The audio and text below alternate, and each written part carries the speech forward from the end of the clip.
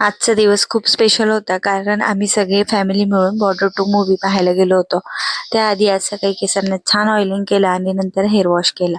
आज सुट्टीमुळे सगळ्यांनी एकत्र मिळून मस्ती मजाक करत नाश्ता केला आणि सगळे घरी असले की काम काही लवकर आवरत नाही. पटपट घरातली आधी सगळी कामं आवरून घेतली आणि हे बघा आमचा अर्णव किती काम करतो, किती मदत करतो मम्मीला आणि आल्यावर म्हणतो पण मी किती काम करतो.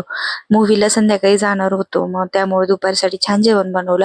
आज दुपारच्या जेवणात बनवला होता सोयाबीन पुलाव, भेंडीची भाजी आणि गरमागरम अशी भाकरी आणि हेल्दी अशी कोशिंबीर. आणि आम्ही आधीच प्लॅन केला होता की आज सगळे मिळून मूवीला जायचं आणि खूप दिवसांनी असं फॅमिली आउटिंग झालं. थिएटर बाहेर पोहोचलो आणि गर्दी भरपूर होती, हाऊसफुल होता मूवी. तसं तर मी देशभक्तीचे मूवी जास्त पाहत नाही, पण आज सगळ्यांसोबत पाहण्याचा योग आला. तुम्ही हा मूवी अजून पाहिला का नाही मला कमेंट करून नक्की सांगा.